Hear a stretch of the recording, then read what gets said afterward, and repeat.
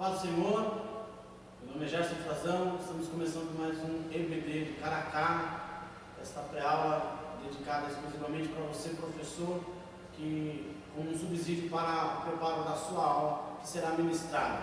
O tema da nossa lição de hoje é Gerados pela Palavra da Verdade. Se encontra o texto áureo em 1 Pedro, no capítulo 1, versículo 23, que nos diz: sendo de novo gerados, não de semente corruptível, mas da incorruptível, pela palavra de Deus, viva e que permanece para sempre. É com grande satisfação que eu tenho novamente aqui comigo o professor, presbítero, escritor, Samuel. É uma grande satisfação, Samuel, tê-lo novamente aqui, ministrando essa aula conosco. Amém. É um prazer estar com vocês aqui mais uma vez nessa gravação desse EBD cara a cara. Uma honra muito estar com vocês aqui. Uma saudação para todos os nossos companheiros, amigos que acompanham esse link, acompanham esse vídeo. É um prazer estar com vocês mais uma vez aqui.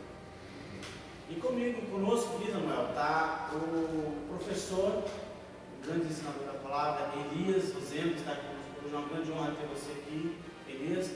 Elias é um dos professores participantes do nosso quadro de professores aqui da Escola Bíblica Dominical, e hoje ele está aqui com a sua contribuição para enriquecer muito mais ainda essa aula, esse bate-papo do dia de hoje. É com grande alegria que eu quero cumprimentar a todos que nos assistem nesse canal, EBD Canadá, está participando aqui na companhia desses ilustres professores aqui. É um prazer. Gerados pela palavra da verdade. Professor Samuel, professor Elias, eu já gostaria de saber a opinião de vocês a respeito desse assunto. Nós aqui precisamos entender a qualidade relacional da igreja nos diversos níveis de interação entre as pessoas geradas pela palavra. E professor Samuel, professor Elias, gostaria da opinião de vocês em relação a esse assunto. A principal preocupação de Tiago nesse texto, nessa porção bíblica que nós temos aqui, o tema é gerados pela palavra. Quem são essas pessoas que foram geradas pela palavra, que nasceram pela palavra, que vivem pela palavra? Essas pessoas são dois tipos de pessoas que ele coloca na lição: os ricos e os pobres. Todos eles foram gerados pela palavra de Deus. A preocupação do comentarista, a preocupação de Tiago nesta porção bíblica que temos aqui é falar sobre a qualidade relacional da igreja, os diversos níveis de interação. Essa é a preocupação dele nesse texto. A gente não pode perder esse foco, que é a qualidade, o nível, como está a relação, a forma como a igreja lida, se relaciona um com o outro, os ricos com os pobres com ricos, como anda, como está a qualidade relacional da igreja nos nossos dias. A tendência natural, professor Elias, professor Samuel, é essa distância dessas duas classes, né? É uma tendência natural. O rico no seu extremo e o pobre no seu extremo. E como muito bem falou o professor Samuel, nós temos que identificar e não podemos deixar de lado, entender essa relação que há entre essas duas classes, né? Há uma classe social para que Tiago estava escrevendo, e eu já queria deixar aqui como um conselho a você, professor, que você analise qual é o contexto social da sua igreja, da sua escola bíblica dominical, para quem que você está lecionando, né? Antes de você preparar essa aula, você veja com cuidado os diversos níveis que você está lecionando, para que você possa ter um alcance e passar a mensagem que Tiago está querendo passar ali na sua lição. Que com toda a sua praticidade, ele deixa bem claro que na igreja existem essas diferenças, existe o rico e o pobre. E como se dá essa relação? Como tem se dado essa relação na nossa igreja, na sua igreja? Professor Samuel, seremos tentados então a culpar Deus pela pobreza que existe nesse mundo? A tendência é muitas pessoas culpam Deus.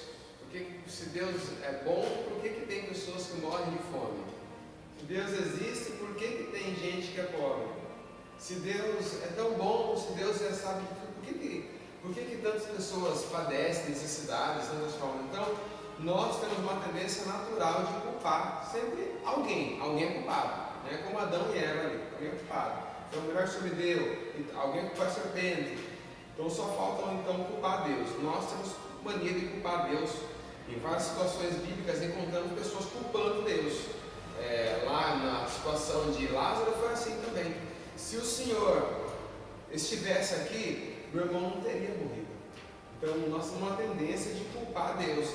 Então quando falamos de pobreza, entender assim, não vamos querer cair nesse pensamento de querer culpar Deus pelo fato de ter pobreza no mundo, né?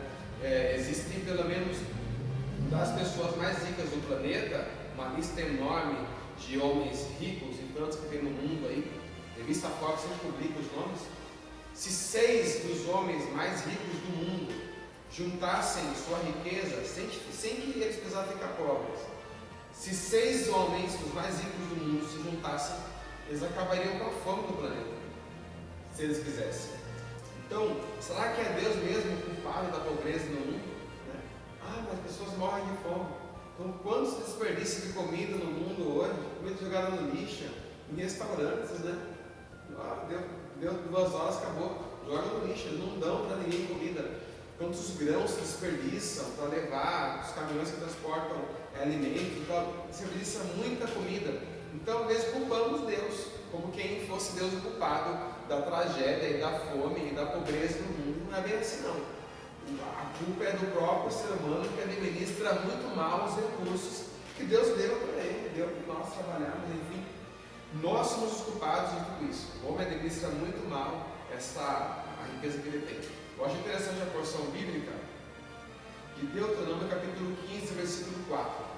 Lá está escrito assim: certamente, para que não haja pobre algum no meio de ti. Deus fala bem assim: eu espero que não haja pobre entre vocês. Mas no mesmo capítulo, lá no versículo 11, Deus fala assim: nunca deixará de haver pobre no meio da terra. Parece que Deus se contradisse. Ele fala assim: para que nunca haja pobres, e depois ele fala assim: nunca deixará de haver pobres. Na verdade, Deus, na primeira parte, fala assim: para que não haja. Deus dá toda uma regra, um costume, um modo, um jeito de viver. Ele fala assim: esse mandamento é para que não haja pobres entre vocês. E depois ele fala assim: não tem jeito. Ele vê a gente, ele vê o ser humano, ele vê a forma como a gente é ganancioso, pensa só em nós e fala assim: não vai deixar de haver pobres. Mas não que fosse Deus o culpado. Deus, ele dá o remédio, ele dá o antídoto. Deus não agrada a Deus a pobreza de ninguém, né? E a gente observa que Deus, ele é sábio em todas as suas maneiras de agir, de fazer, de trabalhar. É o próprio homem que cava o seu próprio abismo, que chama o seu próprio abismo, né? Nós somos os culpados mesmo. Os pobres na igreja do primeiro século, o tópico 1 aqui, ele vai tratar então de 2 classes sociais. Tiago escreve para os pobres do primeiro século, né? Do ponto de vista social, né? A pobreza exclui o ser humano dos direitos básicos necessários à sua subsistência. Então a gente está acostumado a enxergar a pobreza como algo ruim, como algo negativo, um mal. Mas é o que o professor Samuel está dizendo aqui. A princípio, o projeto de Deus era que não houvesse a pobreza, mas os próprios culpados somos nós mesmos. Isso aí. Não é isso mesmo, professor? É isso mesmo. Logo nesse primeiro tópico fala sobre os pobres na igreja do primeiro século. A gente analisa da seguinte forma: existiam essas pessoas pobres, existiam as pessoas que eram ricas e existia essa desigualdade social. Que não devemos errar, a gente não vem errar na questão do seguinte pensamento: que o rico ele não tem direito à salvação, e que o pobre ele está em pecado e precisa conquistar a salvação, que são equívocos. sempre existiram os ricos, sempre existiram os pobres. Existem pobres, ímpios, que se tornam ricos. Existem ricos, ímpios, que continuam ricos. Ou seja, na sociedade sempre vai ter o rico e o pobre. O tema da lição, o estudo sobre o que Tiago nos disse, possamos entender que Deus quer que Deus não tem prazer nessa desigualdade. Pelo contrário, Ele quer que a gente, na medida do possível, tenhamos compaixão uns dos outros, o amor ao próximo, inclui também nessa questão da necessidade. Jerusalém, a igreja de Jerusalém, ela era sustentada. Vira e mexe, ela era sustentada por doações, por ofertas, e que inclusive, eu estava fazendo uma leitura, não lembro onde, Estevão, ele foi julgado, apedrejado, por ele criticar os principais lá que utilizavam a igreja como um instrumento de poder ali. Ainda, professor Samuel, nesse assunto da questão da pobreza, a gente entende que, analisando a nossa sociedade, há um grande mau planejamento nessa constituição de família, né? Há um grande mau planejamento. E com isso, você vê aí pais com 7, 8 filhos, e uma família mal programada, mal planejada, e Deus, ele é sábio, e a sabedoria de Deus foi nos dada para que nós possamos usar em proveito próprio mesmo, não é? Sim. É que nem eu falei, a pessoa não tem interesse de culpar Deus pela situação dela. Mas muitas vezes a gente mesmo procura a situação complicada. A pessoa às vezes tem 2 filhos, não consegue se sustentar, ou as suas condições ali, tudo. Daqui a pouco você vai ver, cada ano tem um filho. Daqui a pouco está com 7 filhos. Deus é culpado. Deus é culpado de quê? Né? Então, quantas vezes a gente culpa Deus pela nossa situação, e às vezes a pessoa mesmo ela vai atrás de uma situação, e ela fala aqui no planejamento familiar, não faz mal para ninguém, a pessoa se planeja mal, se organiza mal, e tem tantos filhos, e é difícil. É difícil a gente querer culpar Deus por uma má organização nossa mesmo. Então, essa é a questão. Um ponto importante para pegar nessa lição também, nesse ponto que fala de pobreza, é que a gente critica muito a teologia da prosperidade. E estamos certos nos aspectos que colocamos, beleza. Mas muitas vezes a gente quer combater uma coisa usando outra, né? O C.S. Lewis, ele tinha uma frase que falava assim, que o inimigo, quando quer tentar a gente, nos fazer cair em alguma coisa, ele fala que ele nos manda as tentações aos pares. Aí para não cair numa, então cai na outra. A gente foge para não cair numa e cai na outra. Então, às vezes, a gente quer criticar ou achar um problema na situação da teologia da prosperidade, a gente cai na teologia da pobreza. E ela também está errada, né? E parece então que só quem for miseravelmente pobre é esse que vai ser salvo, como se Deus não quisesse salvar a ninguém. Então, muito cuidado em combater a teologia da prosperidade e usar a teologia da pobreza, porque se uma é antibíblica, a outra também é, né?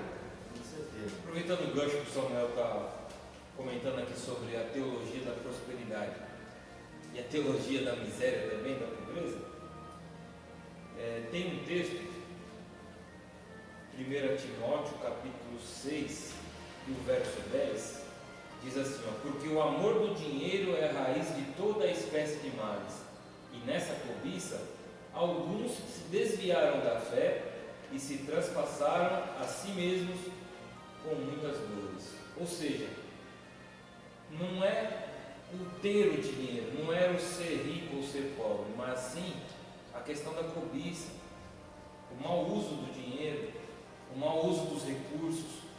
Inclusive a gente poderia até colocar do tempo, o mau uso do nosso tempo também, por que não? E nessa situação utilizada, quando eu falo sobre amor ao dinheiro, muita gente fala, tá vendo só? Um crente não pode ficar rico não, está aqui na Bíblia aí, ó, o amor ao dinheiro, o dinheiro é do diabo, é mau e tal. Mas o texto bíblico não foi criticado o fato de você ter dinheiro ou não ter dinheiro, né? E nem sempre a pessoa pobre é uma pessoa necessariamente humilde. Ah, ele é pobre, é humilde. Cuidado, tem gente que é pobre, irmão. Miserável, não tem de cair morto, como diz o outro, não tem um gato para puxar pelo rabo. Mas não tem humildade, não. Então não pode confundir. Então, nesse texto que nosso professor Elias leu, ele fala assim: o problema ali não é o dinheiro, não. Porque o dinheiro tem a sua utilidade, Jesus tem o dinheiro. Tanto é que Jesus tinha um contador, alguém que contava o dinheiro e guardava justamente o Judas, né? Mas foi que cuidava do dinheiro. Mas o problema ali que ele falou foi o amor ao dinheiro. Quando a pessoa passa a amar o dinheiro acima de tudo. Então, o amor ao dinheiro é um grande problema, não o dinheiro em si. O dinheiro não tem problema nenhum. É até bênção de Deus para nós que trabalhamos e tal. Ele fala que é dom de Deus que o homem trabalhe e desfrute do bem do seu trabalho, né? Então, muito cuidado aqui, a questão da pobreza, a questão como foi colocado aqui, o amor ao dinheiro, isso é muito importante. E na lição colocando aqui, os pobres também foram gerados pela palavra. Deus atingiu a todos, não só o rico e tal, mas o pobre também. Todo mundo foi atingido pela palavra de Deus. A igreja hoje ela é composta de pessoas pobres, e aqui é a pobreza material. Não adianta querer espiritualizar o pobre de espírito. É a pobreza material, né? E não a pobreza de espírito. Aí é uma outra questão.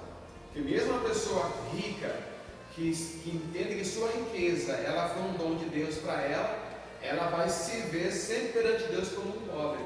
Acho lindo quando o salmista fala assim, o salmista Davi fala assim: clamou este pobre, e Davi era rico, mas ele fala, clamou este pobre, e Deus ouviu. Quer dizer, independente de ter muito dinheiro, ele se via como uma pessoa pobre também, perante Deus todo mundo é pobre, porque Deus é o Senhor e dono do ouro e da prata. Então, os pobres também foram gerados pela palavra, foram inseridos também no corpo de Cristo, na igreja moderna. Então nós temos que aprender a se relacionar com essas pessoas também. Tem que aprender a lidar com as pessoas pobres também na igreja, pessoas que têm essa necessidade material também. Essa é uma questão importante a se tratar. Professores, eu gostaria que vocês falassem também sobre a questão da inclusão direta e a exclusão indireta. Algumas igrejas, por não saberem lidar com os mais pobres, elas fazem algumas coisas, alguns erros comuns. Elas excluem essas pessoas de algumas atividades. Não é difícil você encontrar pessoas que têm, pessoas pobres, tudo, que são excluídas de algumas atividades na igreja. Eu chamo de exclusão direta, ou seja, aqui você não entra. Só que ela não vai colocar lá, proibida a entrada de pobres, ela vai criar outro nome, colocar o nome lá, reunião com empresários. Está querendo dizer o que com isso? Proibida a entrada de pobres. Você não é empresário, você não pode entrar aqui. É uma reunião só com empresários, só com homens de negócios. Então, logo, um pobre não pode entrar nessa reunião. Então, a igreja às vezes pratica uma exclusão direta desse grupo de pessoas. Ela exclui mesmo o pobre de suas atividades, enfim. Isso é um ato, infelizmente, comum hoje em dia. Isso não tem que ser tratado, isso não pode existir no nosso mundo. Exatamente. Aquilo que nos foi dito aqui na abertura,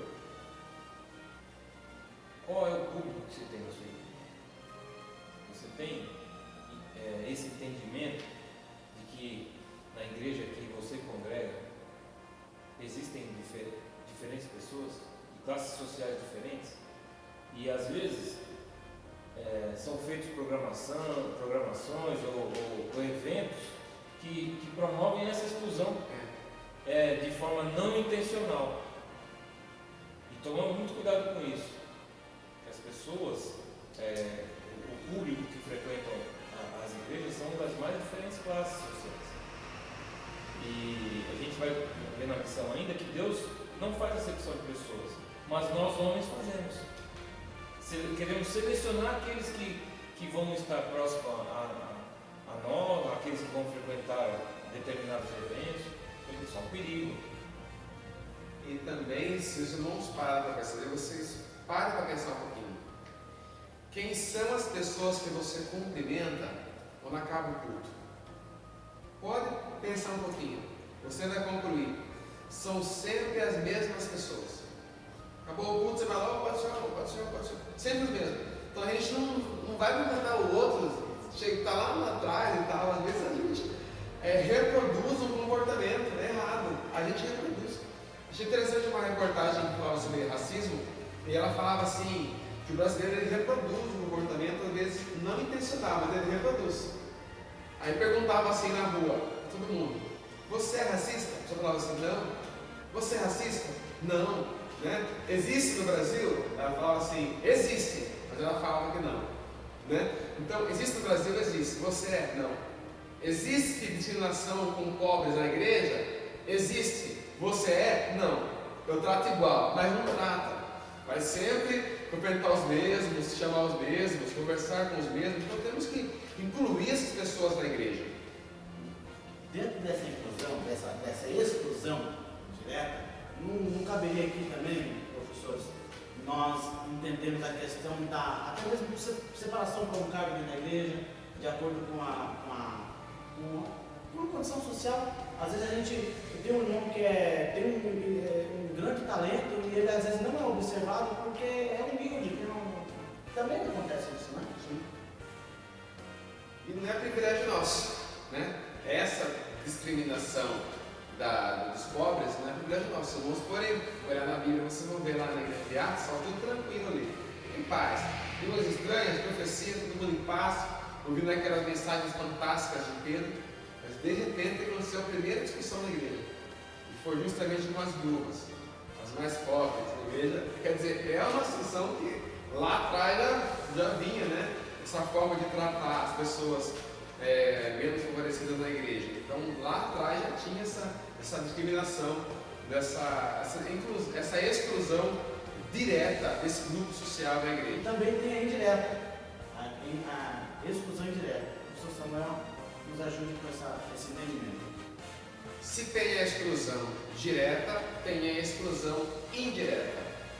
Hoje é muito comum, um amigo me convidou para ir à igreja dele para participar de um evento. Eu perguntei, quanto que custa para ir lá?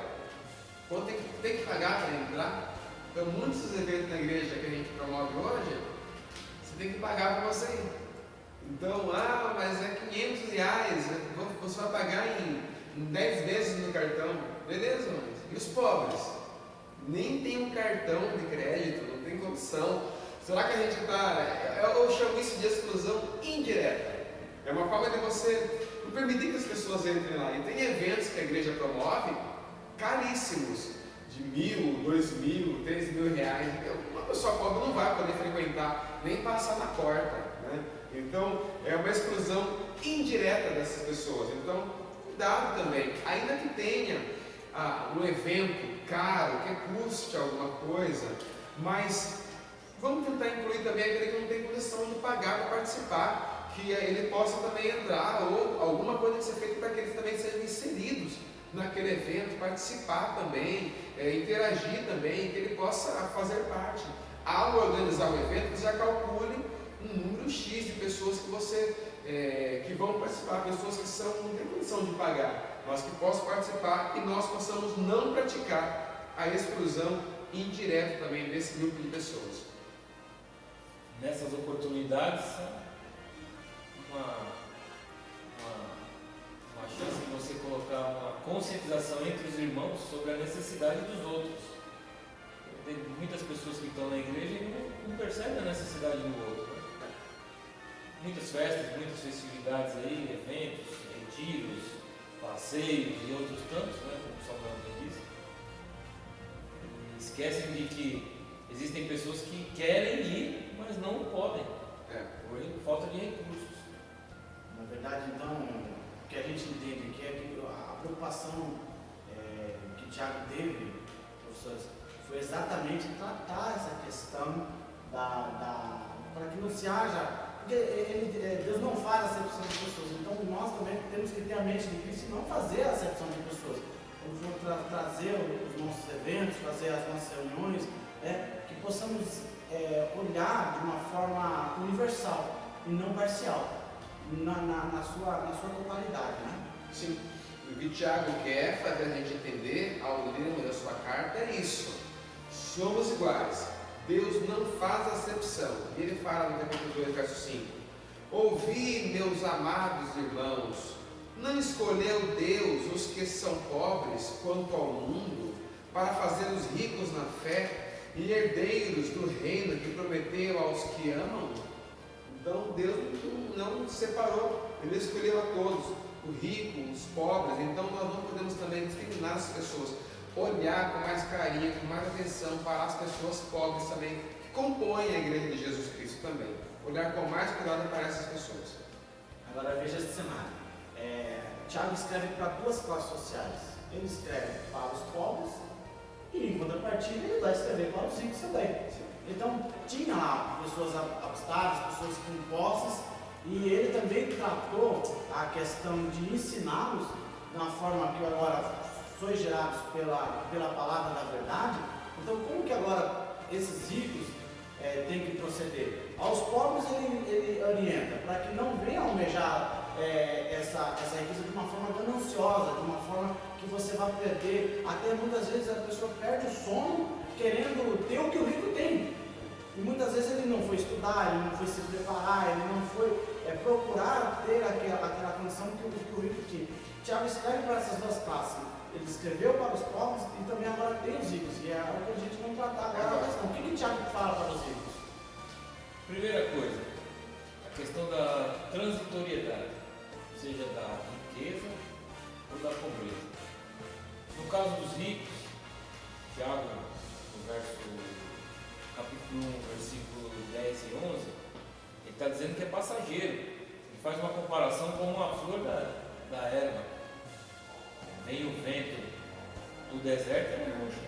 Questão de pouco tempo. A questão da transitoriedade. Não supervalorizar, não devemos supervalorizar as riquezas. A questão da situação. Valoriza-se muito o ter em detrimento do ser. É um trocadilho interessante. Você prioriza o ter e esquece de ser uma pessoa melhor, uma pessoa justa. Aquilo que Deus requer do homem. Essa integridade.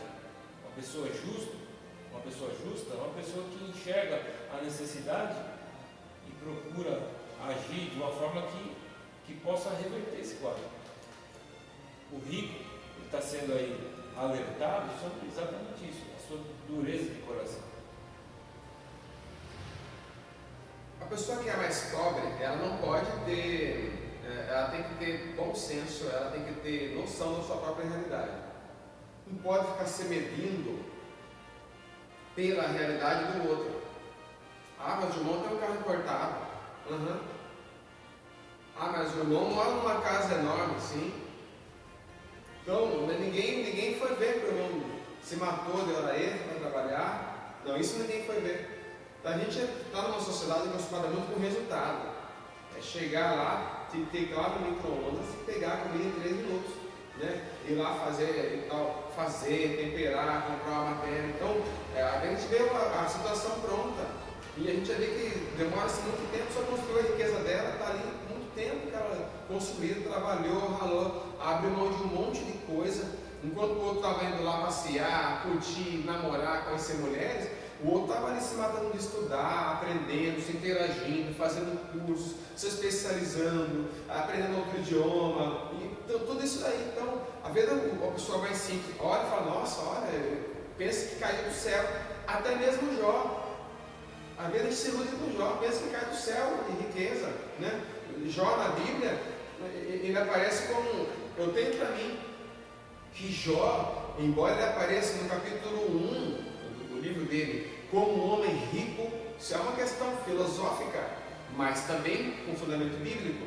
Às vezes a gente pensa que Jó sempre foi um cara rico, era mais importante do Oriente, morava na terra ali dele, era consultado, uma família grande, rica, mas é possível a gente entender, pelo que lemos no próprio livro de Jó, que Jó tinha uma riqueza, mas não sei, ele aparece no capítulo 1 como um homem rico, mas de onde vinha a riqueza de Jó? Foi herança de pai? Foi herança de mãe? Uma coisa entendemos, Jó, já no capítulo 1, quando abre, ele já é um homem rico e muito poderoso, mais rico no Oriente. Jó sabia o que era a pobreza.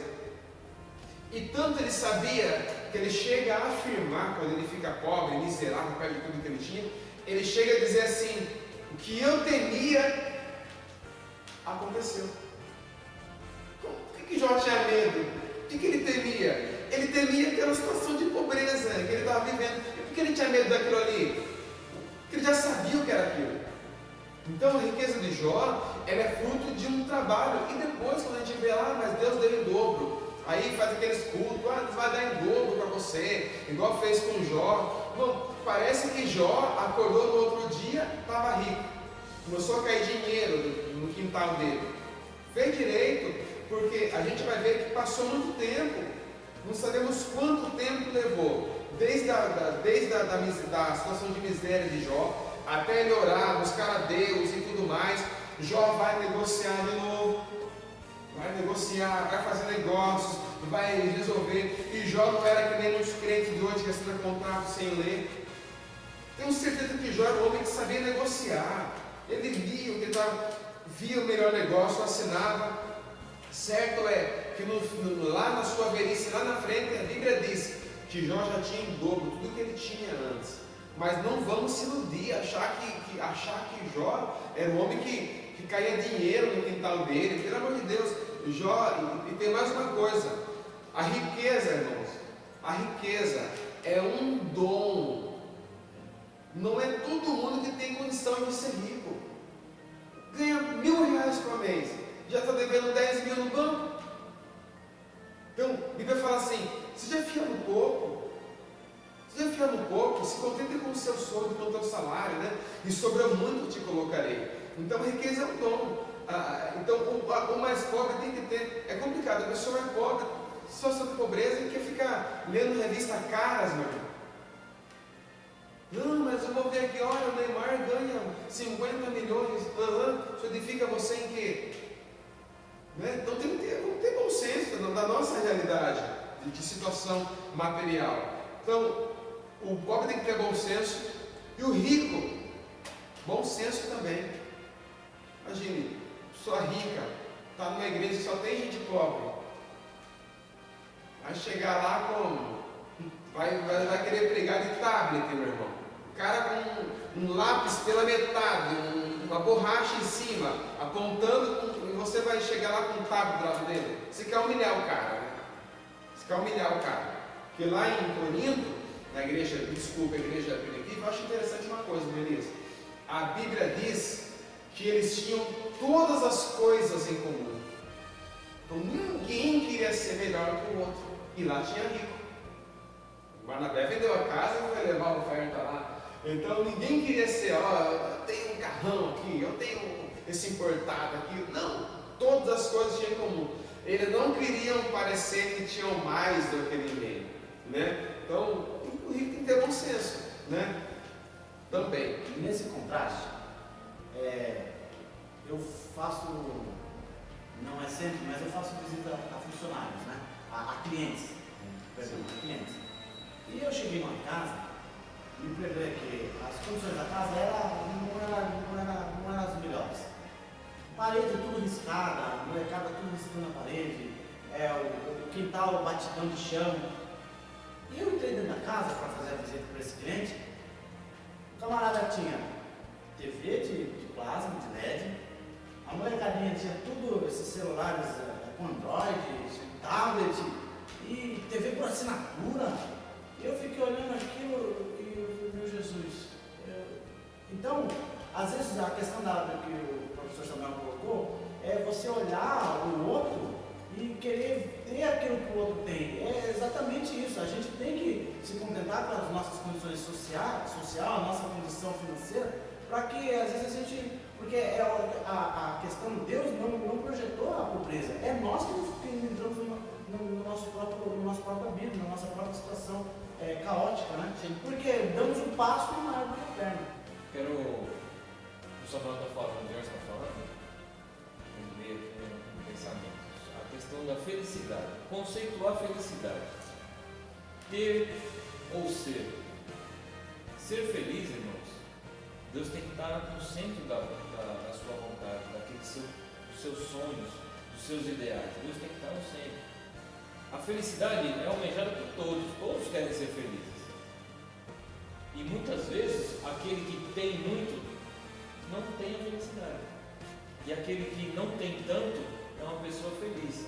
Outros veem na possibilidade de posse, de ter as coisas, achando que ele pode ser um pouco mais feliz tendo as coisas. A questão da sociedade consumista que a gente vive hoje, né? Então, devemos fazer essa pergunta: o que é ser feliz? O que você espera? O que você busca? Qual o conceito de felicidade que forma na sua mente? Essa questão de riqueza e pobreza, a gente tem que tomar muito cuidado. Apelos comerciais a gente tem a todo instante. E as pessoas, como o Samuel bem disse, acabam endividadas,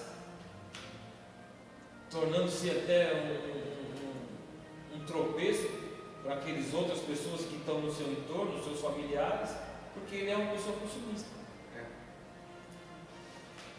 Um conceito para a gente tomar cuidado também nessa lição é isso aqui. A pessoa pobre é uma pessoa espiritual. O rico é uma pessoa que não é espiritual. Né? Então, tem pessoas que Deus, cada um tem sua forma. Eu já conheci pessoas ricas, muito ricas, fervorosas. Então, para cada um, o que o apóstolo Paulo fala, eu acho interessante, ele fala assim: sem ter abundância e sem também padecer necessidade. Então, ele é crente em toda circunstância, com muito dinheiro, e Paulo tem uma origem rica. Paulo tem uma origem, não pensem os senhores que aquelas aulinhas aos pés de Gamaliel era de graça. Gamaliel é um dos 3 principais teólogos do primeiro século.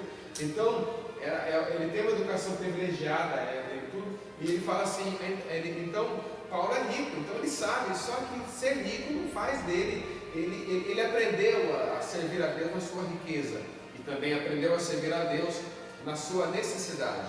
Então, isso é bem peculiar, isso é bem próprio de cada um de nós. Alguns, mesmo ricos, com dinheiro no banco, abundância, temem a Deus, são agradecidas ao Senhor, são humildes de coração, não é mesmo? E por que Jesus falou assim: aprendei de mim, porque eu sou humilde de coração. Esse destaque de coração é importante, porque muita gente é humilde, mas não é humilde de coração. Não é uma humildade sincera, é uma humildade aparente, falsa. Até parece humilde, chega na igreja pisando mesmo, bem levinho, como se fosse, né? Mas numa arrogância, como diz o outro, né? Eu tenho um orgulho da minha humildade, né? Então, um problema, né? O ser humano, ele é muito orgulhoso. Marcos Lucado tem uma frase em um dos seus livros que ele fala assim: o homem é tão orgulhoso, que quando ele escreve sobre a humildade, ele deseja a glória por ter escrito. E quando ele lê sobre a humildade, ele deseja a glória por ter lido. Então, o ser humano, ele bate nessa trave sempre, né? Nessa questão de própria e tal. Os ricos, cuidado. E também, os ricos na igreja é aquela situação, né, irmão? Tem sempre alguém para bajular. Chegou um rico no culto, está aqui o fulano de tal. Estamos contentes com a presença dele nessa noite. Igreja, digam comigo amém. Não ouvi, igreja, amém. Né? E aquela pessoa se enche e tal, se acha tal. Um puxa-saquismo mesmo, uma bajulação de uma pessoa rica. Né? Então, eu ouço histórias assim, de gente rica, mas assim, muito bajuladas também. Né? Então, cuidado, não seja desses bajuladores aí. Quando for pregar, prega a palavra de Deus, não fique bajulando os ricos da igreja, não, porque, né, em lugar nenhum. E até Tiago coloca aqui, acho interessante, professor Gerson. A gente bajula tantos ricos, né? E tira foto deles, e põe e vai comprar revista para ver. E quem mais prejudica a sociedade, diz Tiago, é o rico. Quem aumenta o bolso é o rico. Porque eles que estão lá no comando, né? Então quem vai acreditar, não, o povo não tem poder de prejudicar ninguém, mas o rico tem. Então cuidado, o Tiago fala, vocês ficam bajulando os ricos aí, se esquecem que eles estão no poder. É eles que podem prejudicar você, e não o pobre, né? Então, perante Deus, todos são iguais. Gandhi, Mohandas Gandhi, um líder indiano, foi muito famoso no seu movimento porque ele era um homem que, diz os seus biógrafos, tratava todo mundo igual. O chefe de estado, a prostituta, o pobre, o perrapado. Gandhi conversava com todo mundo no mesmo nível. Não tinha o presidente chegou. E como que Gandhi conversava com os presidentes? Ia lá enrolado num lençol. Você vê fotos dele, enrolado num lençol, enrolado assim, nada de terno e gravata, enrolado num lençol, e ia conversar lá com os presidentes daquela época dele. Então estava todo mundo igual. Gandhi é fantástico por causa disso. Não podemos esquecer, somos peregrinos, estamos aqui de passagem. Não perca o seu tempo com arrogância, com um orgulho, achando que você é melhor do que os outros. Pelo contrário, aproveite o seu tempo, a sua passagem aqui, para fazer o bem. Nós somos sal da terra e luz do mundo. O que a gente vê aqui é o que o Tiago está querendo, ele não está condenando a questão da pessoa, na questão da riqueza, da pessoa ser rica. Mesmo porque a gente vê que Abraão foi rico. Sim. Abraão, Isaac, Jacó, né? Jacó, ele já os pais dele ricos, e ele ainda quando foi servir o seu tio Labão lá, ainda ele enriqueceu muito mais nas costas do seu tio Labão. E a questão aqui é o que? Ele não perdeu a comunhão com Deus, ele não perdeu o contato com Deus, mesmo porque embora ele teve lá todo aquele processo, né? Ele se encontrou com o anjo, mas ele conhecia o verdadeiro Deus, ele tinha temor a Deus, né? Então a questão aqui não é ser rico, a questão aqui não é ser pobre, porque o que o Tiago está nos ensinando aqui é o amor a essa riqueza, é deixar isso aí no primeiro plano, deixar isso aí acima de todas as coisas. Né? Sim. E a gente aprender a lidar com essas pessoas. A pessoa às vezes, algumas igrejas ensinam até que ser pobre é uma situação de maldição e até usam de uma forma imprudente um texto bíblico que fala assim, Davi dizendo, né? Nunca vi um justo necessitado, nem a sua descendência mendigar o pão. Então, como entender um texto desse quando temos na igreja pessoas pobres? No mundo inteiro, falo mundo questão mundial. Como entender um texto desse? Nunca vi um justo padecer necessidade, nem a sua descendência mendigar o pão. Né? Muito cuidado. Davi não está falando que não existe. Por quê? Um livro antes do livro de Davi, já existia Jó, um justo que padeceu também. Então o justo padece. Mas o que Davi falou? Davi falou assim, eu nunca vi. É a opinião particular de Davi. Ele falou, eu nunca vi. Ele não falou assim, não existe em lugar nenhum. Ele falou, eu nunca vi. Mas claro, a pobreza não é uma situação que a pessoa também tem que se conformar. Ah, que bom que eu sou pobre. Deus me chamou para ser pobre, eu vou ser pobre da minha vida. Não. Na revista dirigida pelo pastor Silas Malafaia, ele comentava ali naquela reportagem de uma catadora de latas que ficou doente. Ela ganhava R$50 por mês catando latas. E daí ela pega e ficou doente e morava num terreno invadido. E deitada na maca, doente que ela estava no hospital, ela só conseguia ler. E foi ler. E lendo, ela começou a ler o quê? Ela começou a ler um manual de um concurso que ia ter a prefeitura naquela região dela. No site Vitória e Cristo aparece essa história. E daí, resumindo a história, ela hoje tem um salário de 6, 7 mil reais.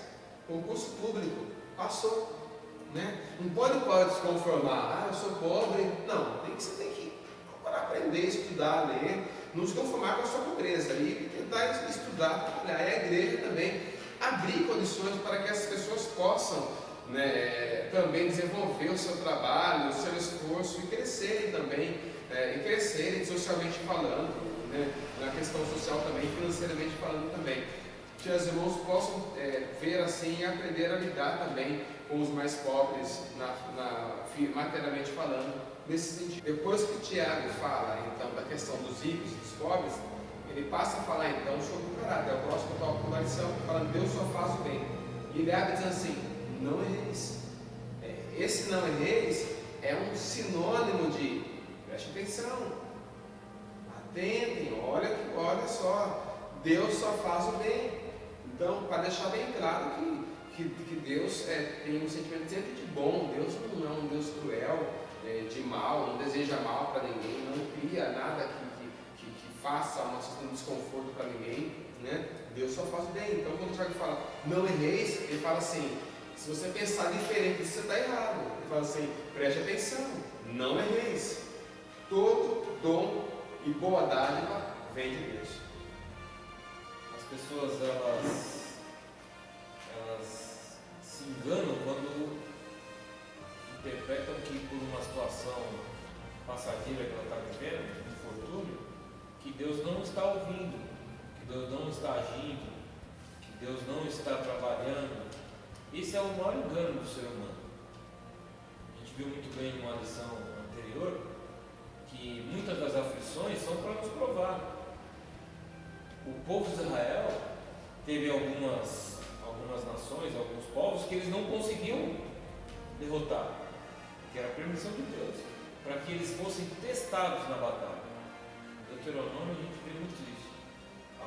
Alguns povos, eles entravam em alguns povoados, conquistavam a terra, Deus era com eles. Numa outra oportunidade, eles tinham que recuar. Por que isso que eles tinham que recuar? Que já era uma lição. Eles tinham que aprender algumas lições. Que o homem depende de Deus em tudo. Ele é totalmente dependente de Deus. Mas quando o Tiago fala não erreis, ele está dizendo o seguinte: no infortúnio, não pense que Deus não está agindo. Né? Todo dom e boa dádiva vem de Deus. Um dom de Deus com uma sabedoria que torna uma pessoa espiritualmente madura não pode ser recebido por Deus através de esforço humano. O que distribui é Deus, quem distribui é Deus. Este dom é fruto da graça do Pai para nós. O que o Tiago está querendo aqui explicar dessa maneira, professor Elias, professor Samuel? Todo dom e boa dádiva vem de Deus, né? Todos os dons, todos os presentes, tudo que tem de bom é Deus quem concede. Alguns pensam assim: nossa, aquela pessoa canta tão bonito, toca tão bem, ela não toca hinos para Deus. Será que esse dom dela é de Deus também? Sim, é de Deus também. Todo dom, toda boa dádiva vem de Deus. Mas o homem só canta músicas no mundo lá e não canta para Jesus. É como se Deus desse um dom para a pessoa, como se Ele desse um carro para a pessoa e não obrigasse a pessoa a dirigir para Ele. Então, esses dons naturais, né, toda dádiva vem de Deus. Não pode confundir com os dons do Espírito Santo, porque muita gente está com Jesus, está firme com Jesus, tem os dons do Espírito Santo, e é uma bênção, e ora, e prega bonito, é uma bênção só. Aí ela se desvia, sai da igreja. Alguém fala assim: ela continua com os dons de Deus, porque a Bíblia diz que os dons de Deus são sem arrependimento. Isso é uma outra coisa. Quando a Bíblia fala dos dons de Deus serem sem arrependimento, está falando lá em Romanos sobre a preferência de Deus, da escolha de Deus sobre Israel. Apesar de Israel abandonar a Deus, deixar Deus de lado e seguir a sua própria direção, Deus já havia escolhido Israel para ser um modelo, um exemplo para outras ações. Então esse dom, essa escolha de Deus, ela é sem arrependimento. Israel pinta e borda, faz o que quer, mas a escolha de Deus, o dom de Deus de escolher Israel é sem arrependimento. Deus não vai falar assim: não escolho mais Israel, agora eu escolho o Japão. Não. O dom de Deus, naquele contexto de Romanos, é é sem arrependimento. Está na igreja, está com Jesus, está pregando e cantando bonito, Deus abençoando, Deus curando, é enquanto está com Deus. Saiu de Deus, saiu da presença de Deus, os dons do Espírito, saiu também. Mas por quê? Porque os dons é do Espírito, não é da pessoa. Então o Espírito Santo saiu da pessoa, saiu os dons também, então saiu tudo. Só os dons são do Espírito. Enquanto ela está com Deus, não pense que a pessoa desviou, saiu, então, tem os dons. Não tem. Quando fala que os dons de Deus são sem arrependimento, é um outro contexto de Romanos. Não tem nada a ver com os dons do Espírito Santo. Né? Aqui os dons de Deus aqui é um dom natural. Aqui fala de bens materiais. Os dons de Deus, né? Toda boa dádiva é Deus, Deus que abençoa. O irmão trabalha, trabalhou, conquistou. Mas a pessoa não é crente, ela trabalha lá, sabe nem o que é dízimo, ela trabalha lá, é dom de Deus. E diz a Bíblia em Provérbios, é dom de Deus que o homem trabalhe e goze do bem do seu trabalho. Samuel bem colocou sobre a questão do dom, quando ele está enfatizando aqui, dom, boa dádiva, são favores que Deus dá ao homem, não que o homem mereça, mas Ele dá condições para que o homem tenha uma vida boa, essa questão da bondade, porque Deus é fonte de bondade, Ele é Pai das luzes, é fonte, aonde que você busca o recurso, é na fonte. Então Deus distribui isso de bom grado, não pelo mérito do homem, mas porque Deus é bom, é fonte de bondade. E existem alguns equívocos, as pessoas não compreendem Deus. Jesus falou assim que o povo erra, o povo padece por não examinar, por não buscar conhecer a Deus. O que é a palavra de Deus? É a sua revelação, é a revelação de Deus dada ao homem através da sua palavra e através do seu Filho Jesus. O homem, ele quer ser mais abençoado, ele tem que buscar mais conhecer a Deus. Dentro desse terceiro tópico, né, as primícias de Deus entre as criaturas, qual é o propósito de Deus?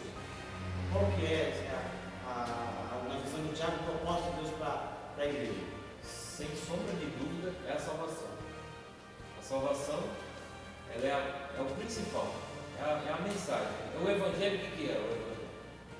Boas novas e salvação.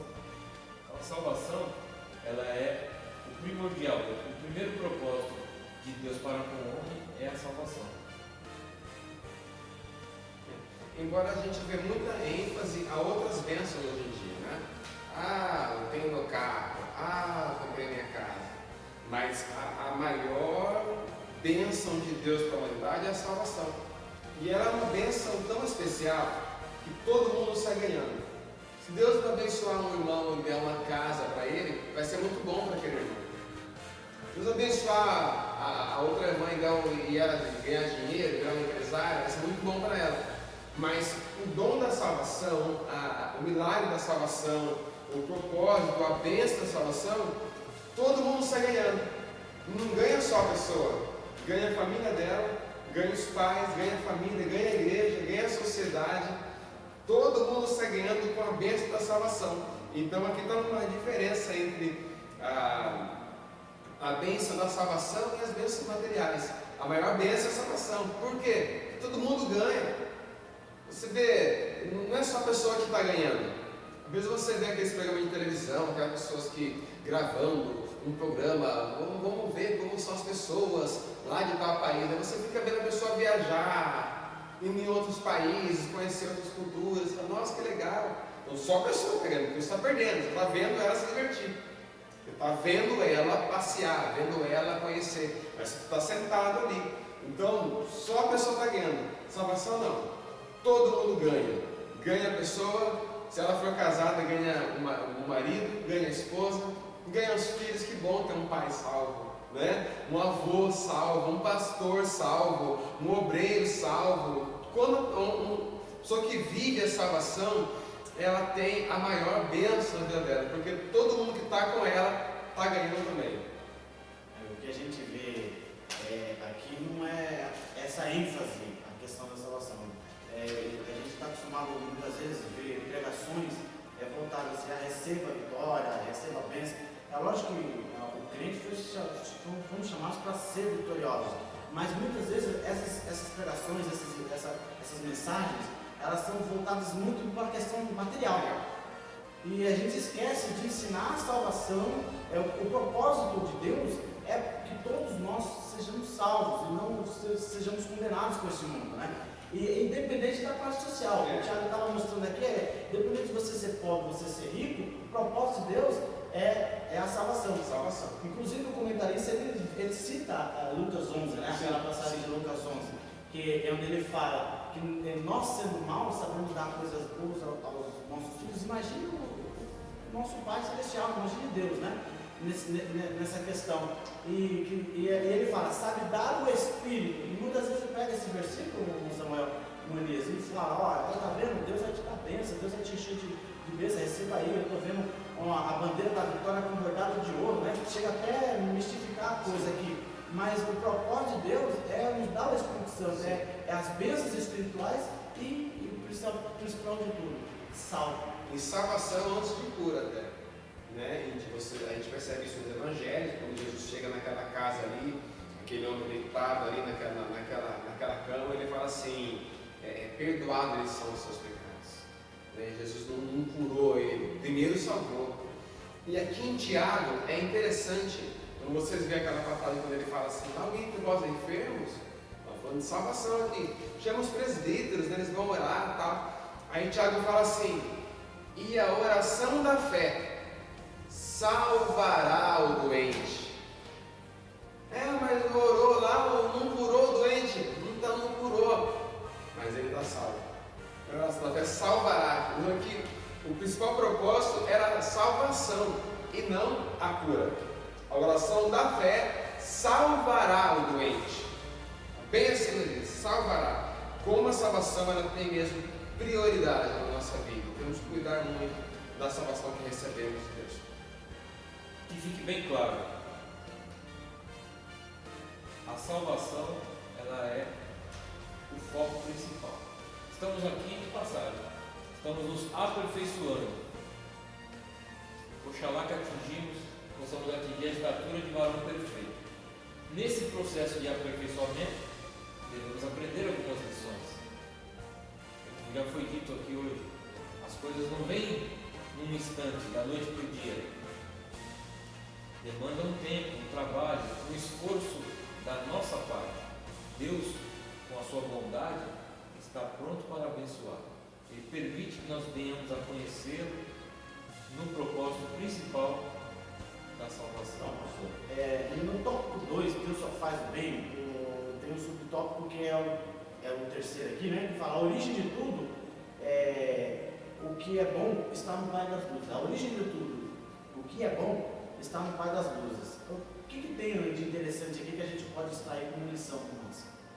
A gente tem que entender o seguinte, aqui, quando fala assim que tudo que é bom vem do Pai das Luzes, temos uma tendência às vezes de achar que alguma coisa boa vem das estrelas, dos astros, consultamos os astros para ver de que signo é, o que tem de bom para aquele signo naquele dia. Hoje você que é de câncer, a sua cor hoje é o azul.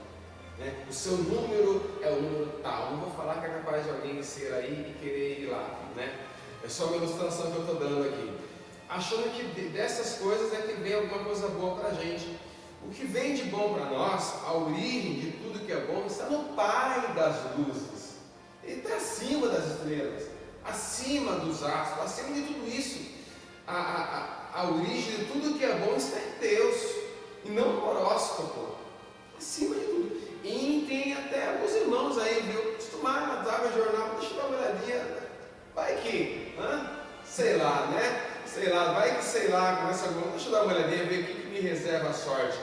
Temos que saber que a origem de tudo que é bom está no Pai das Luzes, ele está acima das estrelas, está nele. E não nas luzes, não nas estrelas, não nos astros.